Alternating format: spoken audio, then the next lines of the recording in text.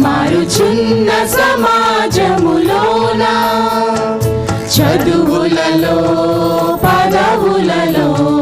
పెదవులలో హృదయములో చదువులలో పదవులలో పెదవులలో హృదయములో మాటలలోన పాటలలోన పరిశుద్ధ